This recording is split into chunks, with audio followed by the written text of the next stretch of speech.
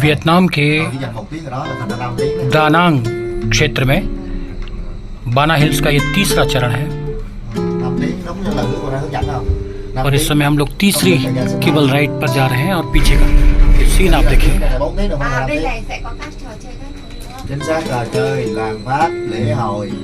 French style में ये castle बना हुआ है जो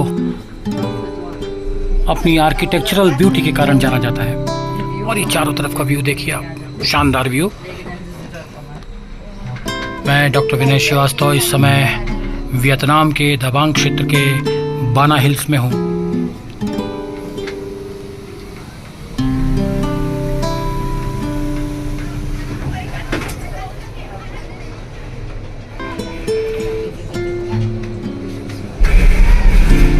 और ये हमारा तीसरा चरण पूरा हुआ।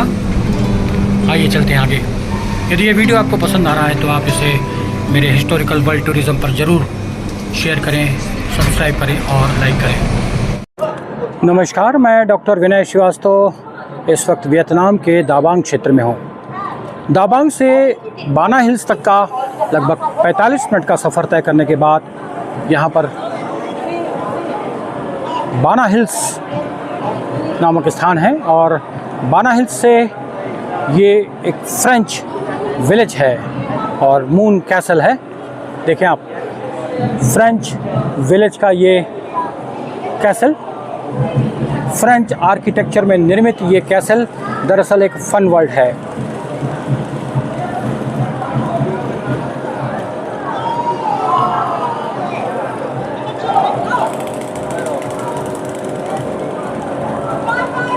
अधिकांश लोग बाना हिल्स के गोल्डन ब्रिज को देखने आते हैं, लेकिन गोल्डन ब्रिज के समीप बने हुए कुछ बहुत ही उम्दा और बहुत ही आकर्षक स्मारकों को छोड़ देते हैं। मैं बिल्कुल गोल्डन ब्रिज के समीप ही ये फ्रेंच विलेज से आपको ये दृश्य दिखला रहा हूँ। आइए चलते हैं, एक्सप्लोर करते हैं। फन, मस्ती और मनोरंजन से भरपूर इस स्थान में, जो कि वियतनाम के बाना हिल्स नामक स्थान पर है, और यहाँ तक पहुँचने के लिए दाबांग से 45 मिनट्स की टैक्सी ड्राइव के बाद पहुँचा जा सकता है। टैक्सी का किराया लगभग 3000 रुपये के आसपास बैठता है और यहाँ पहुँचने के लिए हमें एक टिकट लेना पड़ता है बाना हिल्स का, जिसमें बहुत सारे प्लेसेस इंक्लूड हैं। वो टिकट लगभग 2500 से 3000 रुपये के बीच में पड़ता है। तो कुल मिलाकर के 5-6 हज़ार रुपये का खर्चा करके आप दाबांग से इस स्थान पर आ सकते हैं। अधिकांश लोग केवल गोल्डन ब्रिज देखने आते हैं और गोल्डन ब्रिज के बाद वो वापस चले जाते हैं, लेकिन गोल्डन ब्रिज से बहुत ही करीब 100-200 मीटर की रेंज में बहुत सारे दूसरे स्पॉट बने हुए।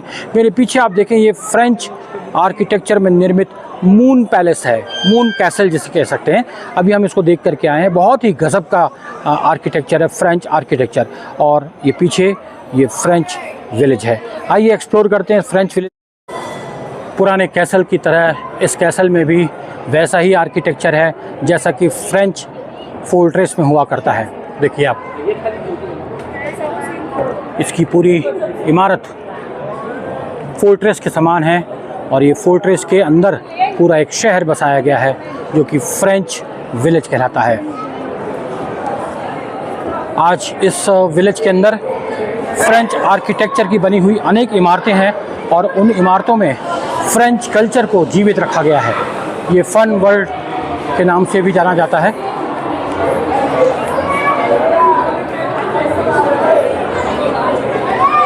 ये सारी इमारतें अंदर फ्रेंच आर्किटेक्चर का उत्कृष्ट उदाहरण है।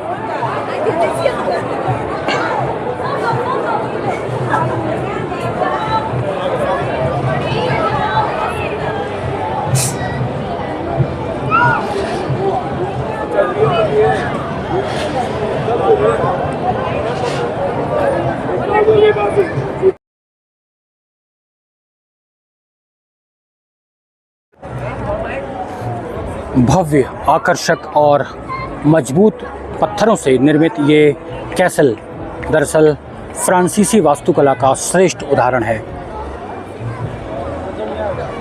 इन इमारतों के बाहर बनी हुई मूर्तियाँ नेपोलियन कालीन मूर्तियों के समकक्ष हैं और उसी शैली में निर्मित की गई हैं। फ्रांस अपनी मस्ती, अपनी अनूठी वास्तुकला अपने कल्चर के लिए पूरी दुनिया में जाना जाता है। और एक फ्रेंच बस्ती का यहाँ पर नमूना देखने को मिलता है। सारी इमारतें अलग अलग फन वर्ल्ड के लिए हैं और ये पूरा फ्रेंच विलेज एक बहुत ही महत्वपूर्ण और पॉपुलर टूरिस्ट डेस्टिनेशन है वियतनाम में, जो कि डा बांग क्षेत्र के अंतर्गत आता है और बाना हिल्स में ये गोल्डन ब्रिज के समीप है।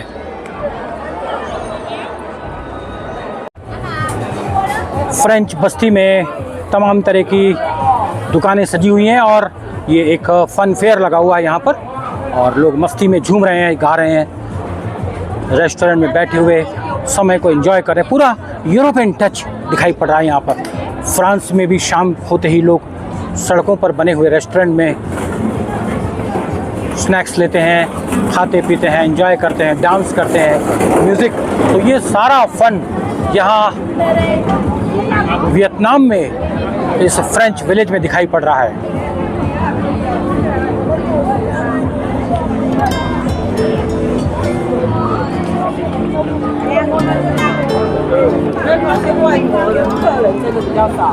एक से बढ़कर एक इमारतें, और उन इमारतों में अलग अलग प्रकार की वैरायटी के एंटरटेनमेंट प्रोग्राम्स चल रहे हैं। ये आरापांग रेस्टोरेंट की बिल्डिंग है जिसमें एक भव्य इंडियन रेस्टोरेंट संचालित है। अभी हमने लंच इसी रेस्टोरेंट में किया था। यदि आप कभी वियतनाम में आए और इस क्षेत्र में आए वियतनाम में, तो आरापांग रेस्टोरेंट जो कि इंडियन रेस्टोरेंट का एक बहुत बड़ा केंद्र है, यहाँ ज़रूर आइएगा। यहाँ पर लगभग 2500 से 3000 रुपये में आपको बहुत बढ़िया वेजिटेरियन फूड मिलेगा 2 लोगों के लिए। 1500 रुपये पर हेड यहाँ पर बफेट सिस्टम है, और बफेट सिस्टम में आप भरपेट भोजन कर सकते हैं। नाना प्रकार के व्यंजन हैं जिसमें गुजराती थाली भी है, जैन थाली भी है, पंजाबी भी है, और तमाम सारे ड्राई फ्रूट्स हैं, सब कुछ है। तो कुल मिलाकर के 1500 रुपये इंडियन रुपीज़ में आप यहाँ डा बांग क्षेत्र में जो फ्रेंच बस्ती है और जो गोल्डन ब्रिज के नज़दीक है, यहाँ पर आप इंडियन रेस्टोरेंट में भोजन कर सकते हैं। इसी प्रकार ये फन वर्ल्ड है, मस्ती है। यहाँ पर भी आप अलग अलग प्रकार के गेम्स खेल सकते हैं, अलग अलग प्रकार के मनोरंजन के साधन यहाँ उपलब्ध हैं, वो आप एंजॉय कर सकते हैं।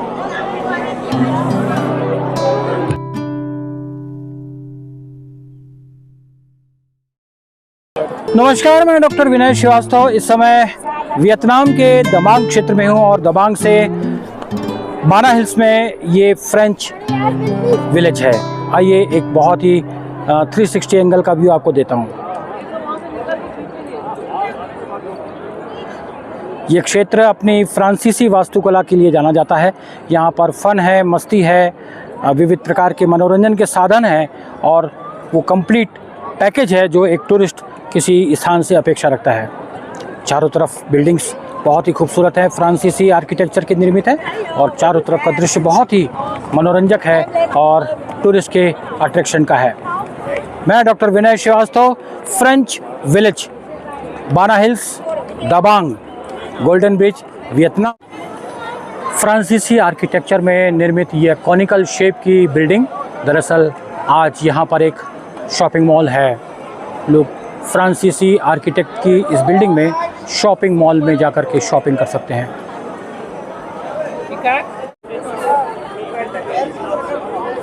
फ्रांसीसी फोर्ट्रेस की जो एक टिपिकल स्टाइल होती है, और मध्यकालीन फोर्ट्रेसेस के जो विशेष अंदाज होते हैं, वो सब कुछ इस बिल्डिंग में दिखाई पड़ रहा है। फ्रेंच विलेज के नाम से मशहूर इस बिल्डिंग में उन तमाम मॉन्यूमेंट्स को प्रिजर्व करके रखा गया है जो फ्रांस से रिलेटेड हैं। आप ये देखें, 20वीं शताब्दी के प्रारंभिक दशकों में फ्रांस में प्रचलित कार का एक नमूना। इस तरह की छोटी छोटी कार आप हॉलीवुड की फिल्मों में देख सकते हैं।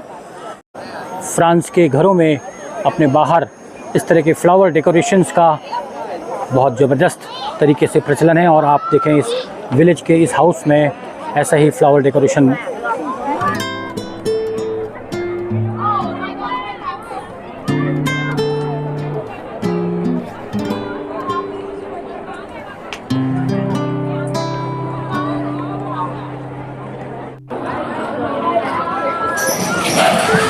वियतनाम के इस क्षेत्र में आज ज़बरदस्त हलचल है। कई सारे शोज़ हो रहे हैं, उसके टिकट्स नहीं मिल रहे हैं। कई सारे कॉन्सर्ट होने हैं जिसके लिए लोग लंबी लंबी टिकट लाइनों में लगे हुए हैं। और ये देखें आप सामने एक फ्रेंच कैथोलिक चर्च की बिल्डिंग।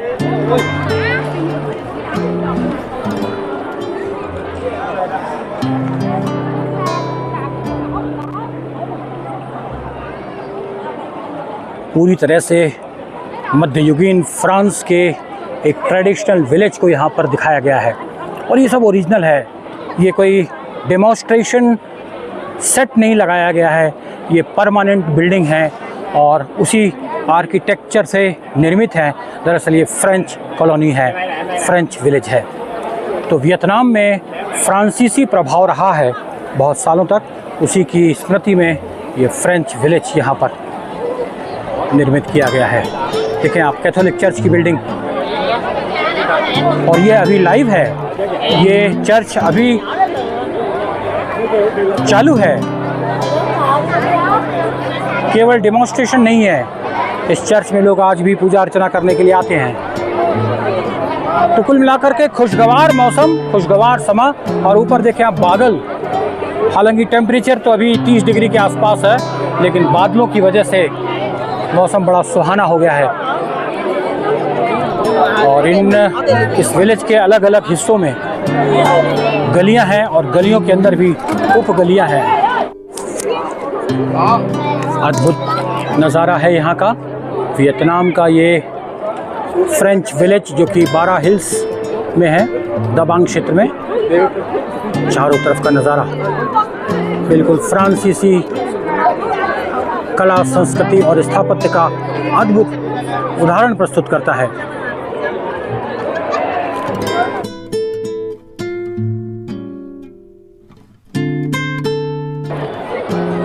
वियतनाम का दाबांग क्षेत्र अपने अद्भुत वास्तुकला, कला, संस्कृति और इतिहास के विविध मॉन्यूमेंट्स के कारण पूरी दुनिया में जाना जाता है।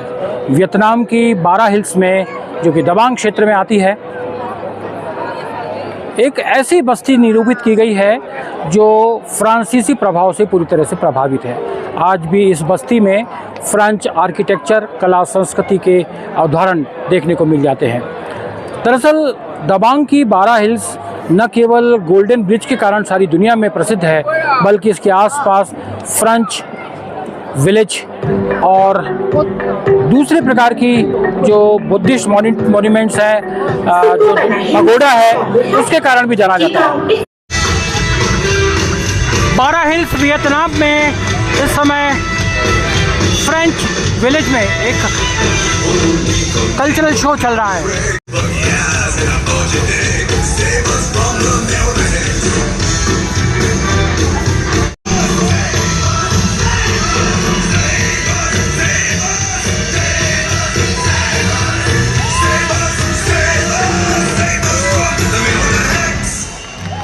इस फ्रेंच विलेज में वियतनाम का दानांग क्षेत्र अपनी अनूठी फन, मस्ती, वास्तुकला, कला, संस्कृति की वजह से जाना जाता है। यहाँ की बारा हिल्स में न केवल गोल्डन ब्रिज है, बल्कि एक फ्रेंच बस्ती भी बसाई गई है, फ्रेंच विलेज भी बसाया गया है, जो मध्यकालीन फ्रांसीसी विलेज का एक जीता जागता उदाहरण है। यहाँ फन है, मस्ती है, कला है, संस्कृति है, डिस्प्ले है, मनोरंजन के वो सारे साधन मौजूद हैं जो एक पर्यटन गांव के लिए अपेक्षित है। तो वियतनाम का टूरिज़्म दरअसल दानांग क्षेत्र से सबसे ज़्यादा आता है। दानांग वैली में अनेक पर्यटन स्थल जो कि इस क्षेत्र की आमदनी के प्रमुख स्रोत हैं, इसको आगे बढ़ाने में सहायक सिद्ध होते हैं। मैं डॉक्टर विनय श्रीवास्तव, दानांग क्षेत्र की बारा वैली से। यदि ये वीडियो आपको पसंद आ रहा है तो मेरे YouTube चैनल पर जाकर इसे लाइक करें, सब्सक्राइब करें और अधिक से अधिक शेयर करें। तब तक के लिए हैव अ नाइस डे।